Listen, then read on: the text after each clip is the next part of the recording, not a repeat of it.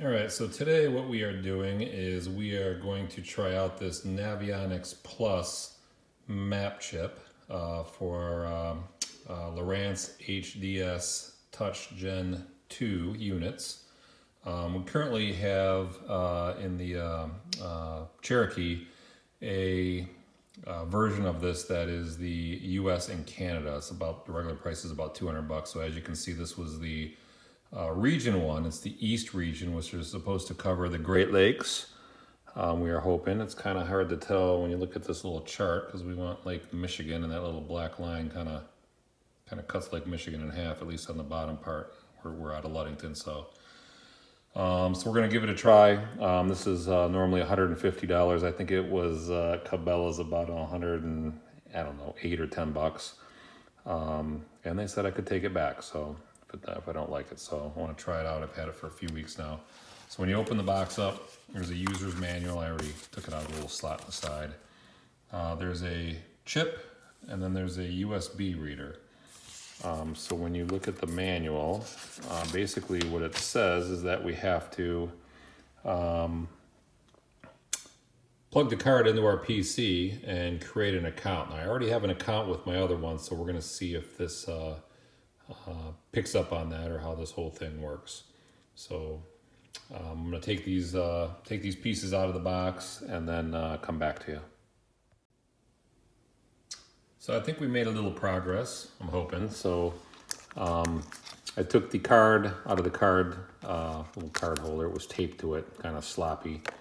It looks like you could use this USB drive too, but I used the card. Slipped it into the side of my PC. I went to the website that they asked me to go to in the instructions, which was www.navionics.com//chart-installer. And it took me to this page right here where it's asking me to download the chart installer or launch it. I already had this for my other chip, so I launched it. It had asked me to sign in. I signed in. It immediately recognized, as you can see here, the East region chart. It associated it with the unit I have on the Cherokee, which is a Gen 2 Touch 9. I'm going to be using this in the walleye boat downstate, which is the Gen 2 Touch 7. So I had to create another unit. Not sure why. I don't know if that means it only will work in that unit. And it is now updating the charts. So it started off saying I had 2 hours. Now it's saying 3 minutes. So I'm hoping this is a fast 3 minutes.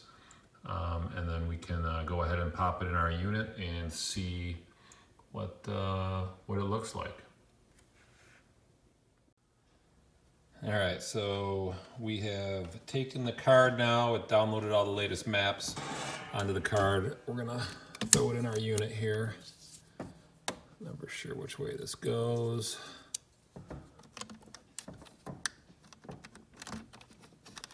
Usually put it in the wrong way first, and it's got to click in there. Now these older units, let me do that again. The whole card fits in there. So there's a micro SD card in this larger one.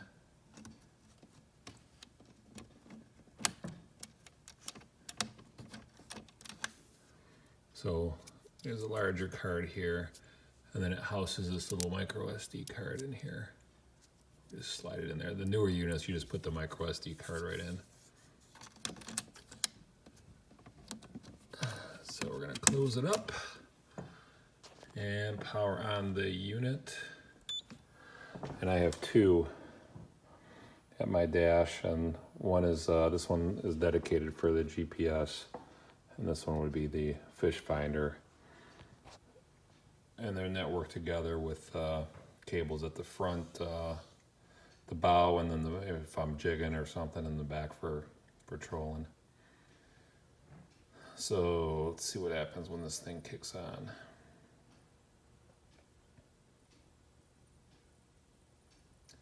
All right, so we got our warning screen, accept it. I'm in my garage, so it's probably not going to pick up a GPS signal. Do you wish to change chart selection to view instead of charts? Navionics, yes. So it must have recognized that card. And it's switching over to the data from the card. All right, so let's see where I'm at. Looks like Lake St. Clair, where I last left off.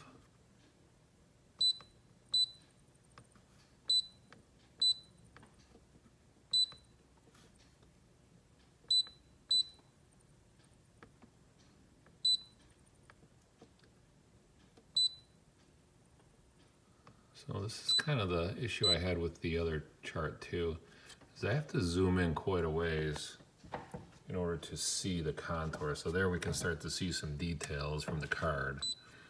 And let me zoom in a little bit more, see how in depth this goes. Lake St. Clair is relatively flat.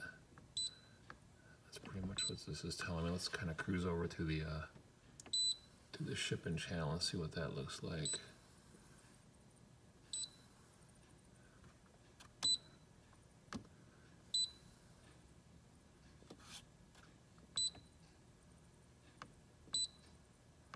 So there we can see some more contour lines. And then the real test for me is going to be what it looks like. Something I'm very familiar with, which is Ludington on the Big Sable Point. Oh, a bunch of waypoints already in there for Ludington. So that's pretty good. It already, I'm not zoomed in. I mean, oops, that's not what I was looking for. So for Ludington, so I'm already getting some real good details. I just may take this chip and switch it out with the one I have.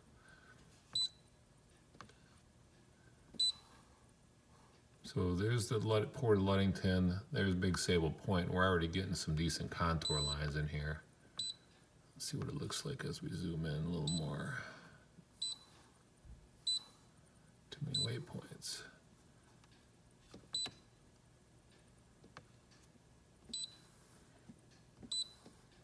So I'm pretty happy with that. And the next spot we're gonna go look at, just for fun, is the Detroit River.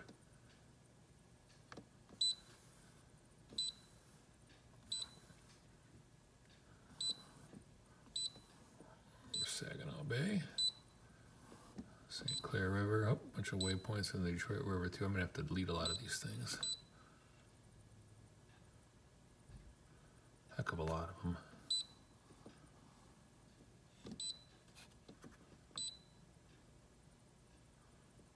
Ooh, nice.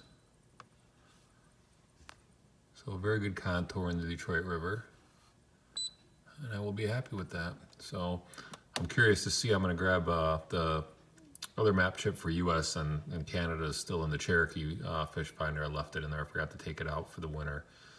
So once I get access to that, when I'm back in Ludington, we shall see how that one compares. And I will put the, well, I don't know what I'm going to do. Depends on what the details look like. So, so far I'm pretty impressed. It does Ludington, it does Detroit River, Lake St. Clair. Assuming we might as well take a look at Lake Erie real quick while we're here, since it's just a little bit south of us. So let's go to where all these waypoints are in Breast Bay. Let's see what that detail looks like.